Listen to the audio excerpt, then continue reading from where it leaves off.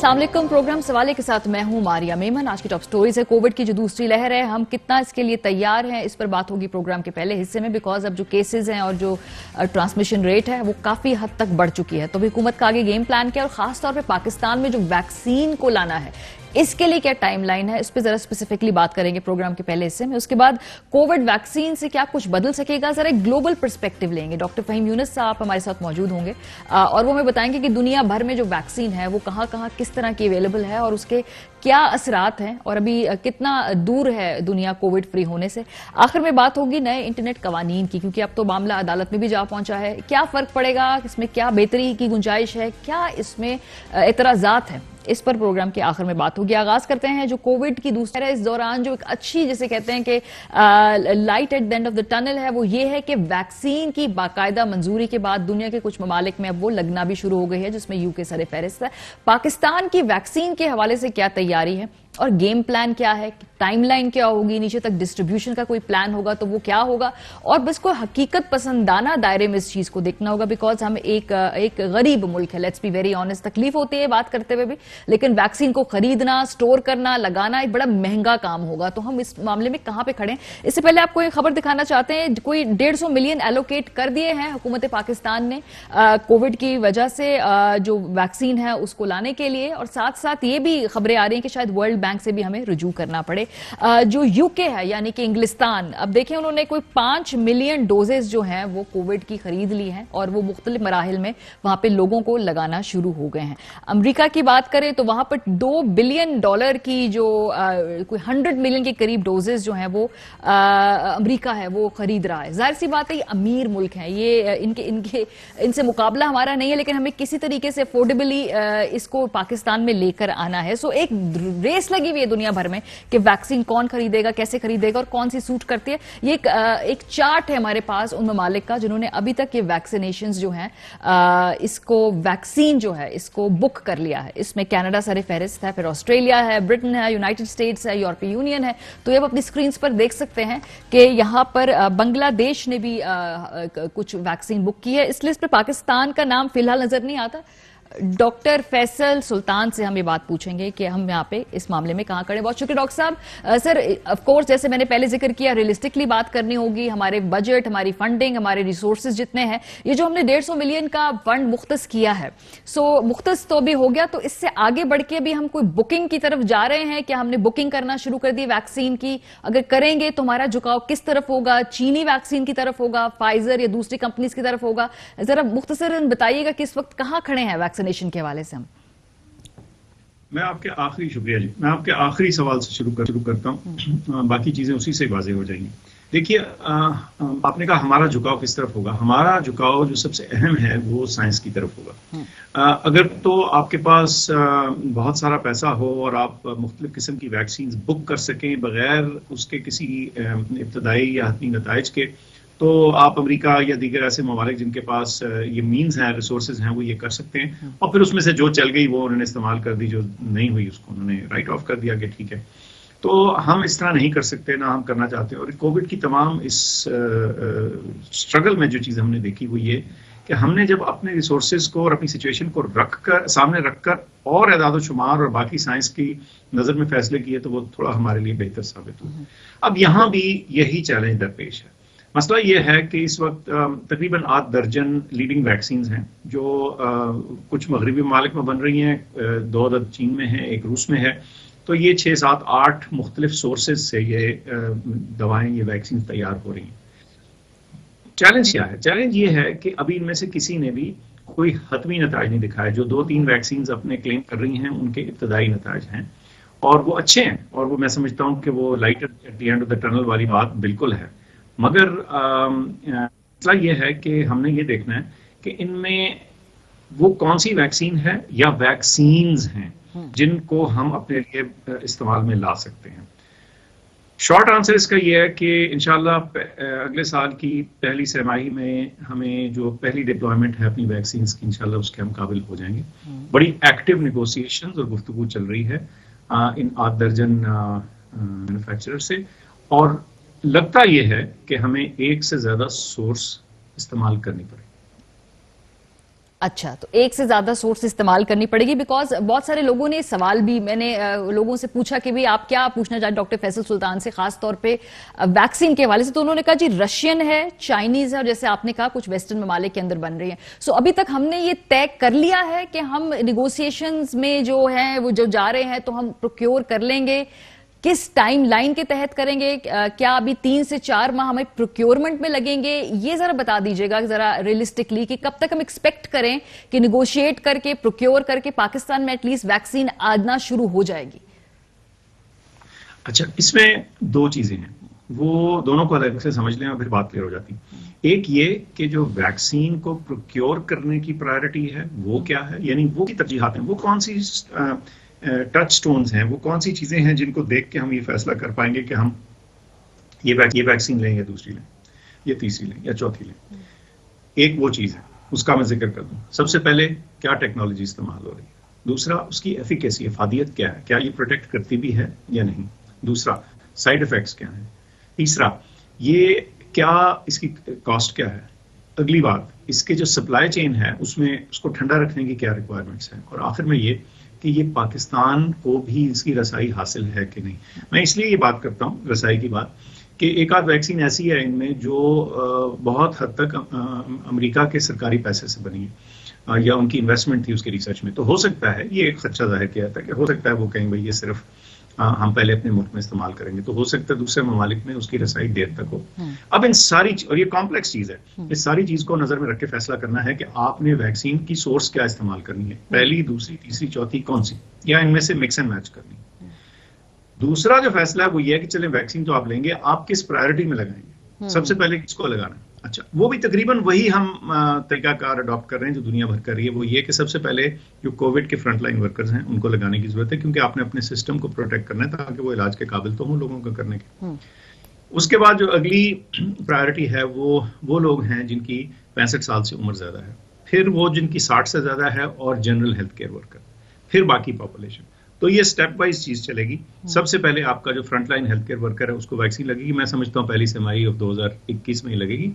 اور سورسز کی کیا ہوگی، میں سمجھتا ہوں کہ ہمیں اپنی جو تمام آپشنز ہیں اس میں سے ایک سے زیادہ سورس کے اوپر بھروسہ کرنے کی ضرورت ہوگی تاکہ ہم وقت سے سب کے بتدریج سب کے لیے یہ ویکسین ممکن بنا سکیں. تو ڈاکٹر صاحب آپ جن لوگوں سے نیگوشیٹ کریں، جن ممالک سے بات چیت کر رہے ہیں، تو وہاں سے جو ہے آپ کی تقریباً بات طے ہونے والی ہے کہ کس مرحلے پہ ہے اس وقت؟ اور جب آپ سہ-ماہی کی بات کرتے ہیں تو ہم یہ فیبروری مارچ کی ٹائم لائن کی بات کر رہے ہیں یا اس سے تھوڑی بات آگے بھی جا سکتی ہے؟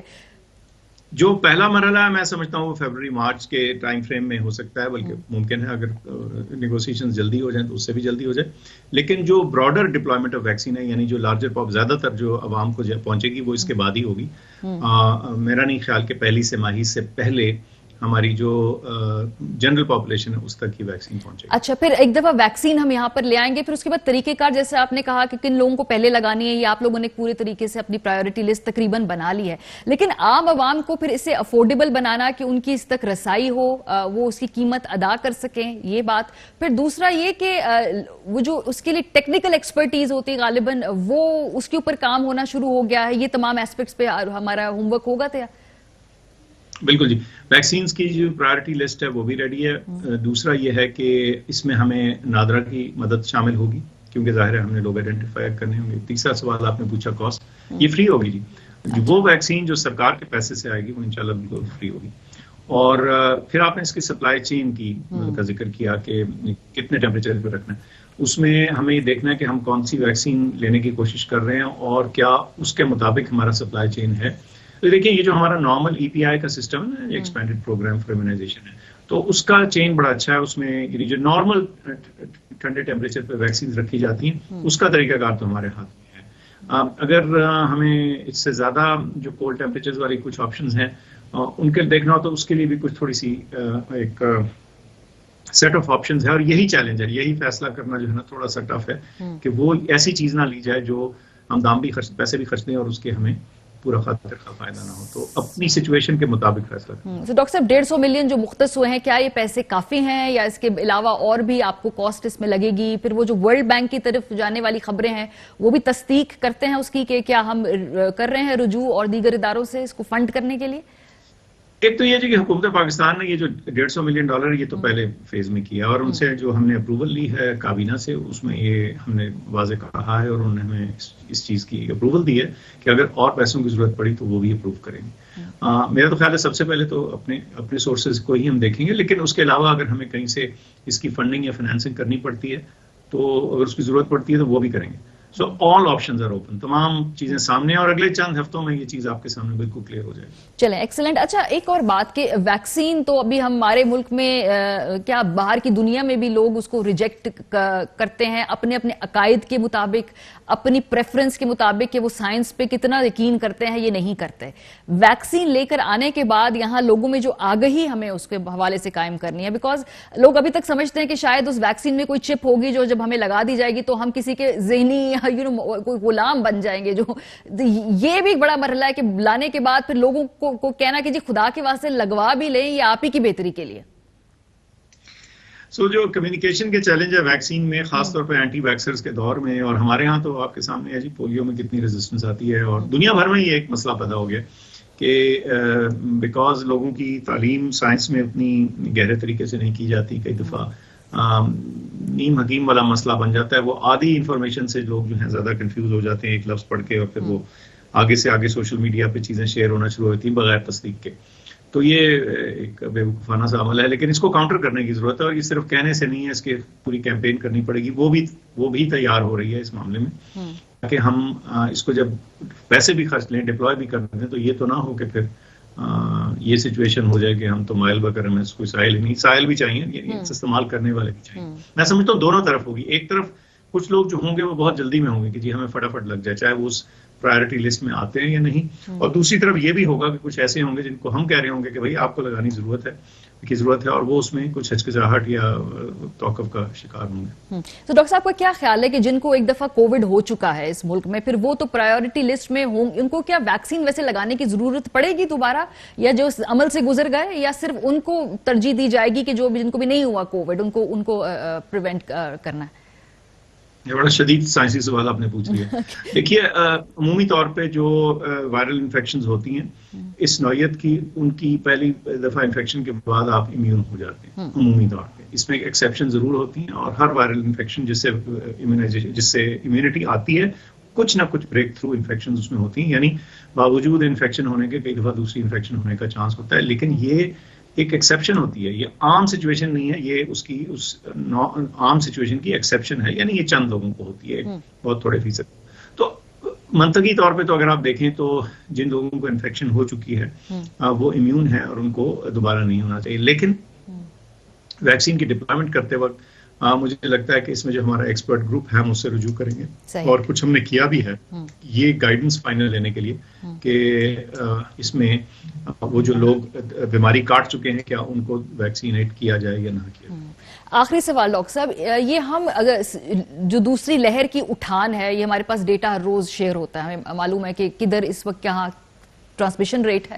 کیا یہ نوبت آ سکتی ہے کہ دوبارہ لاک ڈاؤن کی طرف ہم جائیں، کیونکہ بہت سارے ممالک نے لگایا ہے، یا اس سے پہلے ہی ہم کنٹرول کر پائیں گے؟ لاسٹ ٹائم ہم نے بہت زیادہ لاک ڈاؤن کر کے بھی کرٹیل کیا تھا. اس مرتبہ وہ تمام چیزیں جس میں ٹرانسپورٹ ہے، بازار ہیں، شادی گھر ہیں، وہ لمیٹڈ سے لیکن کھلے ہوئے ہیں. ہماری اسٹریٹجی اس دفعہ مختلف ہے. تو لاک ڈاؤن کی کبھی نوبت آ سکتی ہے مستقبل قریب یا بعید میں؟ دیکھیے نیشنل ڈیسیجن میکنگ میں کبھی بھی کوئی چیز آف دا ٹیبل نہیں ہوتی، کیونکہ لیڈرشپ نے ہمیشہ فیصلہ اور ایکسٹریم فیصلہ اپنے پاس رکھنا ہوتا ہے. اللہ نہ کرے، لیکن میرا نہیں خیال کہ وہ نہ بتائے گی. اس کی وجہ ایک تو یہ کہ ہم نے پچھلے 2-3 ہفتوں میں بہت کچھ اہم بریکس لگائی ہیں اپنے ٹرانسمیشن کو روکنے کے لیے. ان میں سب سے اہم اور بڑی تکلیف دہ بریک تھی وہ تعلیمی اداروں کا بند کرنا تھا، لیکن وہ کرنا پڑا.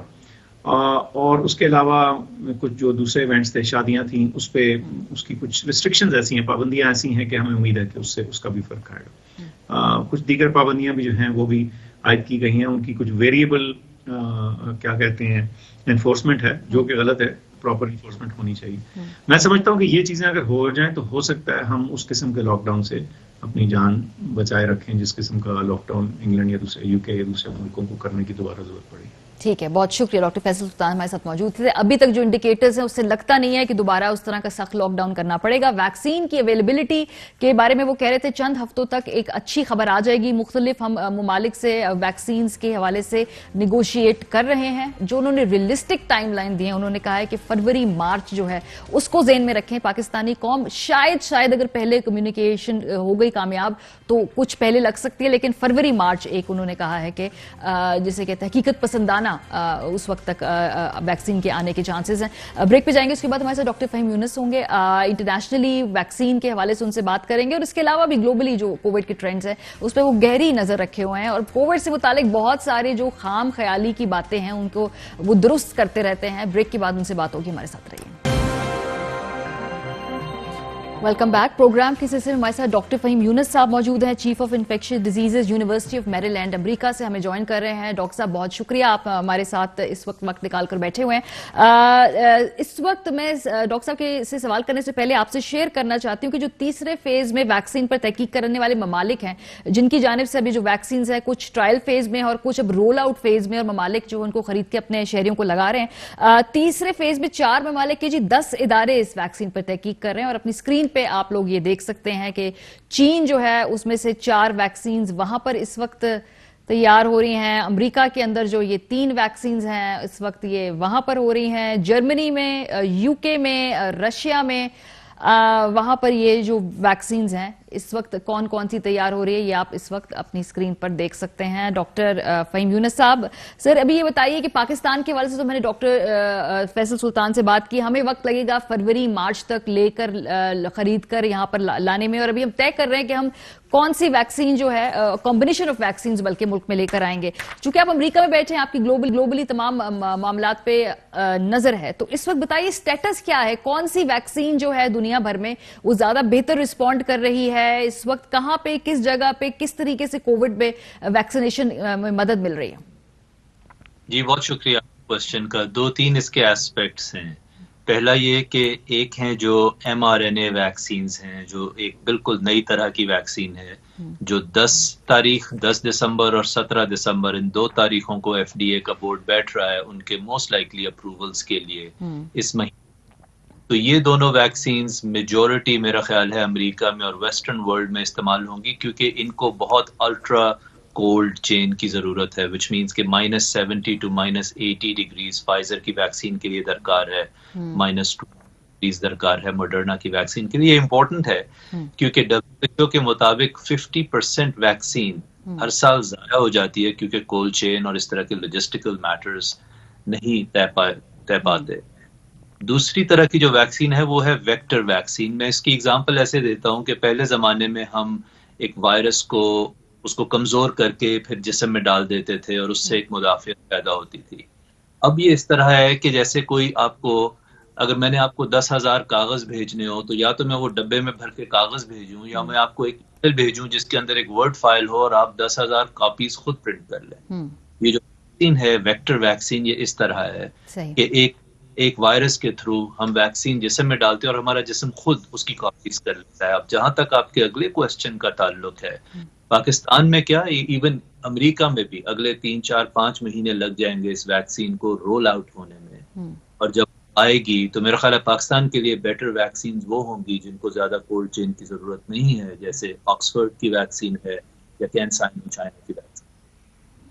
آپ نے جو آکسفورڈ کی ویکسین کی بات کی ہے تو یو کے میں بن رہی ہے, ایک چائنیز ویکسینز کے بھی پاکستان میں ٹرائلز ہوئے ہیں, پاکستانی شہریوں نے یہاں پہ وہ ویکسینیشن لگوائی ہے, میری ان سے بات بھی ہوئی خواتین سے. اور اس کے علاوہ ایک رشین ویکسین بھی ہے, اور وہ آپ کیا سمجھ رہے ہیں کہ ہمارے جو موسمی عوامل ہیں, یعنی جو ویدر کنڈیشنز ہیں, ہماری جو جیب ہے, ہماری جو بائنگ کیپیسٹی ہے, اس حوالے سے کون سی زیادہ ویکسینز ہیں جن کی طرف ہمارا جھکاؤ ہونا چاہیے ایز اے کنٹری؟ بہت اچھا کوشچن ہے. دیکھیے میں خود پاکستانی ہوں, میری فیملی وہاں اسی طرح انداز ہے ہمارے کیا حقائق ہیں. آئی اپلاڈ جو ہمارے لوگ وہاں فرنٹ لائنز پہ کام کر رہے ہیں. میرے خیال میں یہ تینوں رشین, چائنیز اور آکسفورڈ تینوں ویکٹر ویکسینز ہیں. ان میں پرابلم یہ ہے کہ سب سے زیادہ ڈیٹا جو ہم پڑھ سکتے ہیں, جس کو ہم اینالائز کر سکتے ہیں, وہ آکسفورڈ کی ویکسین ہے. اس کے بعد چائنیز ویکسین کا تھوڑا سا ڈیٹا ہے, اور رشین ویکسین کے بارے میں تو اتنا پبلک نالج ہی نہیں ہے. سو میرا خیال ہے we should keep the Russian one out, کیونکہ اس میں اتنا علم نہیں ہے ہمارے پاس کہ ہم ریکمینڈ کر سکیں اپنے لوگوں کو. جو چائنیز اور آکسفورڈ ویکسین ہے اس میں بہرحال یہ خیال ضرور ہے ہمارا scientists and front line doctors کہ اس کی ایفیکیسی شاید کم ہوگی ایم آر این اے ویکسین کی نسبت. وہ ایک لمبی بات ہے اور کیوں ہے وہ ایسا, لیکن پھر بھی وہ اتنی ہے کہ اگر ہمارے 70-80% لوگ اس ویکسین کو لگوا لیں تو پینڈیمک ختم ہو سکتا ہے. اس لیے میرا خیال ہے اگر ہمارے پاس چوائس ہو تو Oxford should be number 1, Chinese should be number 2. صاحب آپ نے کہا یہ پینڈیمک جو ہے اگر 70% لوگ لگوا لے تو ختم ہو سکے, کیا واقعی یہ پینڈیمک اس ویکسین سے ختم ہو جائے گا؟ یہ ریئلسٹک ہماری ایکسپیکٹیشن ہے؟ جی یہ بڑا انٹرسٹنگ کوسچن. اگر آپ 100 سال پہلے دیکھیے تو جب پہلے پینڈیمک آئی تھی اس وقت تو ویکسین بھی نہیں تھی اور وہ تب بھی ختم ہو گیا تھا. سو اگر ہم پہلا کوسچن یہ کہ اگر ہم ماسک پہنیں, بڑی بڑی پارٹیز اور ہجوم سے بچیں اور 6 فٹ دور رہیں تو ہم اس وائرس کو تب بھی کرش کر سکتے ہیں. بہت ساری کنٹریز اگر آپ دیکھیے غور کیجئے کہ ویتنام یا نیوزی لینڈ یا تائیوان یا ساؤتھ کوریا کے پاس تو کوئی ویکسین نہیں ہے, وہاں وائرس ختم ہو چکا ہے. سو نمبر 1 اس وائرس کو ختم کرنے کے ایک سے زیادہ طریقے موجود ہیں. نمبر 2 یس اگر ویکسین آئے گی اور وہ افیکٹو ویکسین ہو اور سیف ہو اور 60-70% لوگ اس ویکسین کو لگوا لیں تو یہ پینڈیمک کرش ہو جائے گی. تو یہ پینڈیمک جو کرش ہوگی, کیا ہم اس کو اس طرح سمجھ سکتے ہیں کہ ویسے ابھی اس کے اثرات سے انسانی جسم لڑ پائے گا لیکن ہر سال یہ ایک بیماری کی طرح آ سکتی ہے, آپ ویکسین لگوائیں, آپ دوائی لگائیں جیسے فلو کے اور دیگر چیزوں کے ہم لگواتے ہیں اور پھر آپ کا جسم اس سے ہمیشہ لڑتا رہے گا, یا یہ بالکل ہی ختم ہو جائے گی؟ مطلب مجھے اس کو ذرا آسان لوگوں کو سمجھا دیجیے. دیکھیے امپورٹنٹ یہ نہیں ہے کہ یہ وائرس دنیا سے ہم کو مکمل طور پہ ختم کر دیں, زیادہ امپورٹنٹ یہ ہے کہ ہم اس کو irrelevant کر دیں. جس کا مطلب یہ دیکھیے انفلوئنزا ہے اور اتنے سارے وائرسز ہر سال آتے ہیں لیکن اس کی وجہ سے دنیا تو نہیں رک جاتی, رائٹ؟ تو ہمیں اس وائرس کو اتنا دبانا ہے کہ جس کی وجہ سے یہ اتنی اموات نہ کرے, ہسپتال نہ بھر جائیں اور یہ خبروں کو ڈومینیٹ نہ کرے اور اکانومی کو ڈسٹروائے نہ کرے. اور وہ سب کچھ ایک ویکسین سے ہو سکتا ہے اور اس میں کوئی ایسی گھبرانے کی بات نہیں ہے, لیکن 1 سے 2 سال لگ سکتے ہیں اس چیز میں, ایک سلو پروسیس ہوگا. یہ پینڈیمک جب آئی ہے تو 3 سے 6 مہینے میں اس نے مومنٹم گین کیا ہے. جب یہ جائے گی اللہ تعالیٰ بہتر جانتا ہے, لیکن میرے خیال میں اس کو 3 سے 6 مہینے لگیں گے دوبارہ after all the effective interventions. تو ہمیں ذہنی طور پہ تیار رہنا چاہیے کہ 2021 احتیاط کا سال ہے. اچھا, یعنی ویکسین ہونے کے باوجود 2021 کے آپ سمجھتے ہیں کہ آخر تک بھی ابھی بھی ہمیں کیئرفل رہنا پڑے گا؟ اگر ویکسین آ بھی گئی اس کا مطلب یہ نہیں کہ لوگ بالکل بے فکر ہو جائیں کہ جی آ گئی ویکسین, ہم نے لگوا لی ہے, اب نارمل زندگی گزارنی ہے. بالکل نہیں. دیکھیے میں ہمیشہ کہتا ہوں کہ اچھے کرکٹ میچ جو ہیں وہ اب صرف بیٹنگ یا بولنگ سے نہیں جیتے جاتے, فیلڈنگ بھی آپ کو چاہیے, ہر چیز چاہیے ہوتی ہے نا. ہر اچھی بیٹنگ بھی چاہیے آپ کو, اچھا بولنگ اٹیک بھی چاہیے آپ کو, ایکسیلنٹ فیلڈنگ بھی چاہیے, گڈ امپائرنگ بھی چاہیے. تو اسی طرح سے یہاں پہ میں جو دیکھتا ہوں کہ وہ دن جس دن WHO یہ اعلان کرے گا کہ دنیا سے پینڈیمک ختم ہو گئی ہے, اللہ بہتر جانتا ہے, لیکن I'll be very surprised اگر وہ 2022 سے پہلے ہو جائے. میری نظر میں وہ اعلان 2022 یا اس کے بعد کی بات ہے. تو ہمیں 2021 میں احتیاط سے رہنا چاہیے, لیکن پر امید احتیاط ایسی کہ جس کے اندر امید ہو, کیونکہ اگر ہم یہ سارے سٹیپس کریں گے تو انشاءاللہ ہم محفوظ رہیں گے.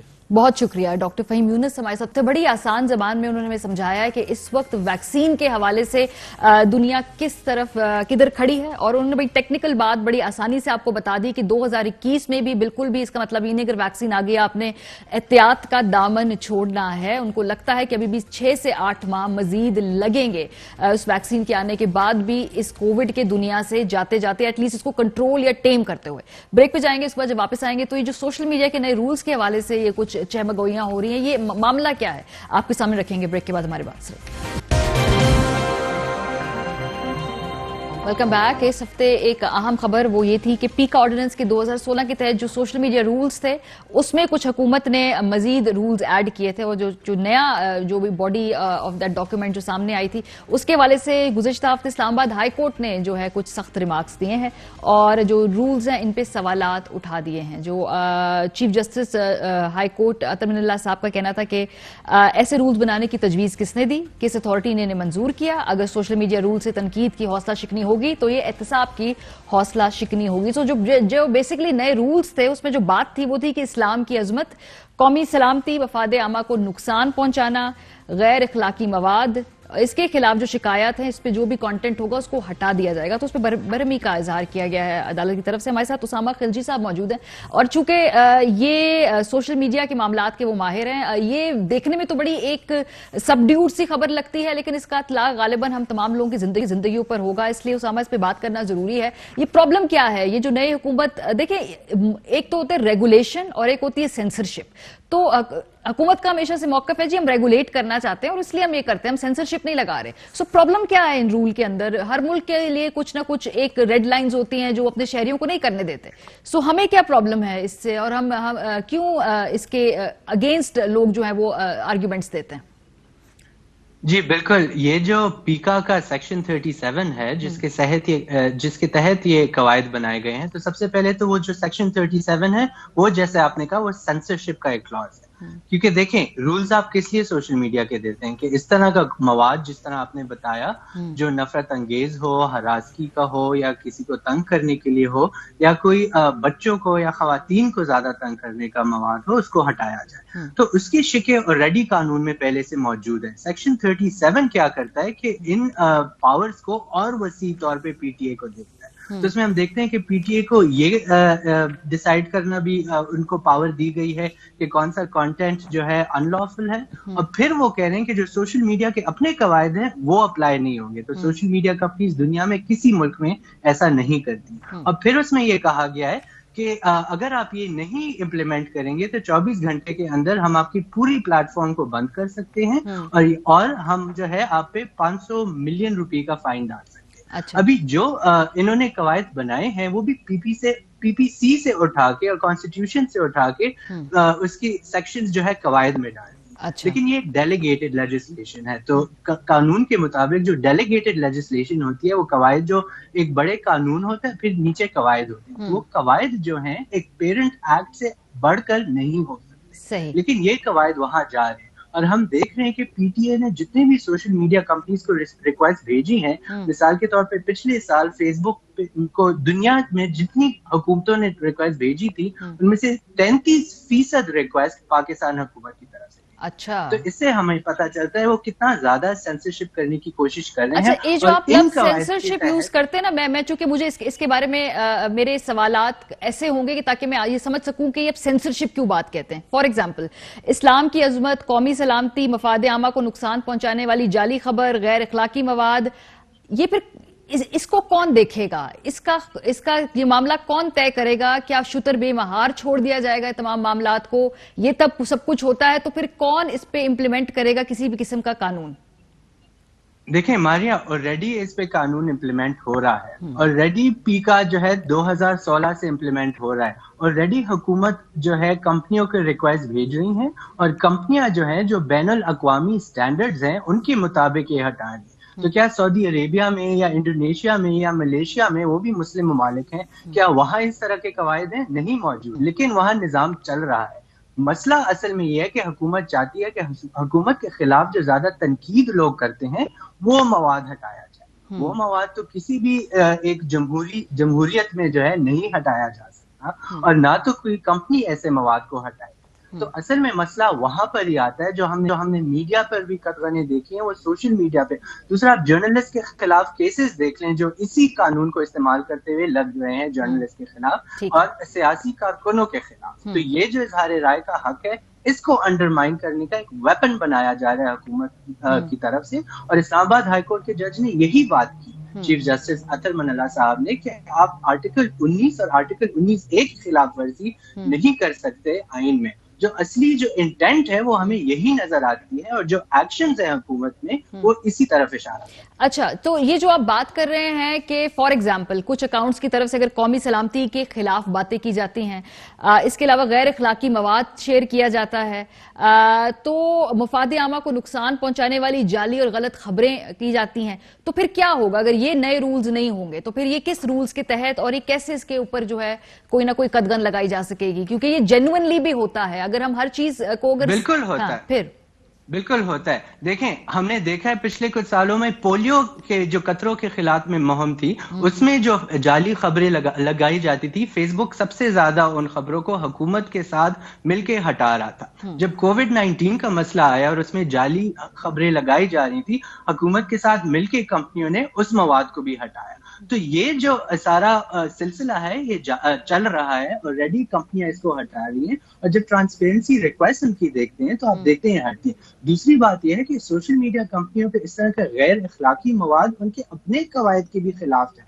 تو ضرورت یہ ہے کہ ہمارے جو یوزرز ہیں انہیں معلوم ہو کہ آپ سوشل میڈیا کمپنی کی کسی پوسٹ پہ بھی کسی پلیٹ فارم پہ جا کے اس کو رپورٹ کر سکتے ہیں. اور ہم جیسی جو تنظیمیں ہیں ہم اکثر یہ کام کرتی ہیں، ہم میس رپورٹنگ کرتے ہیں کانٹینٹ کا جو ہراسمنٹ سے ریلیٹڈ ہوتا ہے، دیگر جو مواد ہوتا ہے وہ ہٹایا جاتا ہے. اور ابھی تو اپیل میکنزمز بھی آ گئے ہیں جو آپ اپیل کر سکتے ہیں. لیکن اگر جب کرائم سوشل میڈیا پہ ہوتا ہے تو پھر پیکا کے تحت اور بھی سارے شکے ہیں جن کا استعمال کیا. بہت شکریہ اسامہ خلجی ہمارے ساتھ کہتے ہیں آلریڈی قوانین موجود ہیں، ان کے اوپر ایک نئی لیئر جو ہے وہ ایڈ کر کے کمپلیکیٹڈ بنایا جا رہا ہے، اور ان کا خدشہ یہ ہے کہ یہ سینسرشپ کے لیے اور خاص طور پہ حکومت کے خلاف جو مواد چھپتا ہے یا جو لگایا جاتا ہے اس کو کرب کرنے کے لیے استعمال کیا جا سکتا ہے. پروگرام کے آخر میں ہم بات کریں گے ایک بہت ہی اہم اور دل خراش واقعے کی، اور یہ آپ کو میں تصویر دکھانا چاہتی ہوں جی، یہ اور فوٹیج بھی دکھانا چاہتی ہوں. یہ کل ایک ویڈیو وائرل ہوئی، پہلے سوشل میڈیا پہ اور اس کے بعد ٹیلی ویژن سکرینز پر آپ نے دیکھی. ایک 11 سال کی بچی تھی جو ملازمہ تھی، ایک گھر میں کام کرتی تھی، اور اس کے اوپر یہ 2 خواتین کس طرح سے تشدد کر رہی تھیں کہ ہر ذی شعور جس کا تھوڑا سا بھی دل ہوگا وہ ضرور دہل جائے گا. اور پھر اس پہ سونے پہ سہاگا کہ پھر ایک بچہ بھی اس مار پیٹ میں شامل ہو گیا جو ان میں سے غالباً ایک خاتون کی اولاد تھی. اچھا یہی کافی نہیں تھا، ان تینوں کے دل کی بھڑاس پوری نہیں ہوئی تو پھر ایک صاحب جو تھے رانا منیر صاحب، ان کو بلا لیا گیا کیونکہ خواتین اور اس لڑکے کے تھپڑوں سے شاید اس لڑکی کو بالکل اتنی تکلیف نہیں پہنچی کہ ایک آدمی کے آ کے بھی اس کو چپیڑے لگانے کی نوبت پیش آئی، اور پھر ویسا ہی ہوا. اچھا شروع میں بات بہت بڑھ گئی تو ان کو گرفتار بھی کر لیا گیا، ہلکی پھلکی آپ یہ دیکھ رہے ہیں کہ کارروائی ڈالنے کے لیے، اور پھر صبح ہم نے اٹھ کے سنا کہ ان کی بیل ہو گئی ہے. حکومت پنجاب نے یقین دلایا کہ انصاف ہوگا، پیر کو لڑکی کو پیش کیا جائے گا، لیکن آج صبح پیش کیا گیا رانا منیر صاحب کو اور صدف نامی اس 11 سالہ بچی کو جو مار رہے تھے صاحب. خواتین کو تو خیر گرفتار ہی نہیں کیا، انہوں نے اتنی زحمت ہی نہیں کی جو کہ سامنے فوٹیج میں نظر آ رہی، لیکن ان کو جو ہے وہ بیل مل گئی ہے. اچھا صدف چونکہ بہت ہی غریب گھر سے ہے، جیسا کہ آپ دیکھ سکتے ہیں، نہ جانے کن مجبوریوں کی وجہ سے وہ وہاں پہ کام کر رہی ہے. 11 سال کی بچی کو ویسے بھی امپلوائے کرنا ایک کرائم ہے. اس کے گھر والوں نے صلح کر لی. اب صلح میں کیا بات طے ہوئی ہوگی، وہ کیا شکیں ہوں گی، کیا چیزیں ہیں جن کے اوپر اتفاق کیا گیا ہوگا، وہ ظاہر سی بات ہے اس غریب خاندان کی مجبوری محرومی کا فائدہ اٹھا کے اس وقت ان کا منہ بند کرا دیا گیا ہوگا.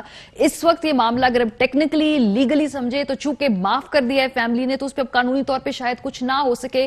ریاست بھی خاموش ہے کہ بھائی یہ 2 خاندانوں کے معاملہ ہے، اور چونکہ ان میں سے ایک خاندان اتنا با اثر ہے تو ظاہر سی بات ہے ملک میں اور بڑے مسائل ہیں، تو کیوں اس ایشو کو ہم جو ہے وہ پرسو کریں.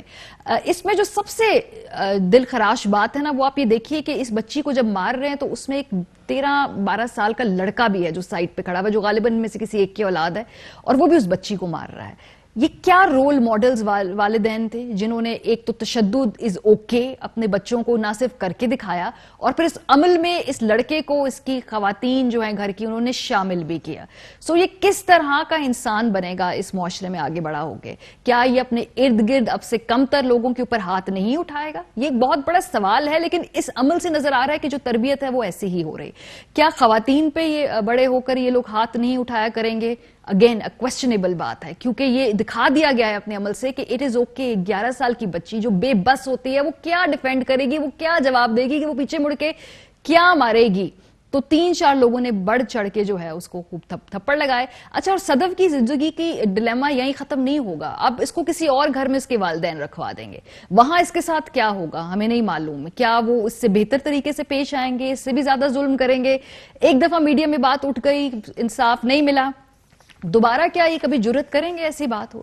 سو یہاں پہ ریاست کہاں ہے، حکومت پنجاب کہاں ہے؟ یہ ایک طریقے سے چپیڑ ہے، ایک تھپڑ ہے جو صدف کے منہ پہ نہیں پڑا، آپ لوگوں کے ہمارے اس معاشرے کے منہ پہ پڑا ہے. پروگرام کا وقت ختم ہو گیا، اپنا فیڈ بیک دینا مت بھولیے گا. خیال رکھیے، خدا حافظ.